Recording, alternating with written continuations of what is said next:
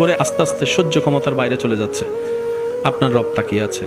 শনিবার, রবিবার, সোমবার, মঙ্গলবার, বুধ হয়ে বৃহস্পতি হয়ে আবার শুক্রবার, সপ্তাহ চলে যাচ্ছে, মাস হয়ে যাচ্ছে। আপনি শুধু রবের দিকে তাকায় সবর করে আছেন। রবের যেই দিন ইচ্ছা হবে, রব ফেরেশতাকে বলবে, কিরে আমার বান্দাকে মাসের পর মাস, বছরের পর বছর কষ্ট দিচ্ছে, সেইভাবে ধৈর্য ধরে সহ্য করে আছে কেন? ফেরেশতা বলবে, আল্লাহ তোমার হুকুমের অপেক্ষায় বসে আছে, তোমার হুকুমের অপেক্ষায় বসে আছে।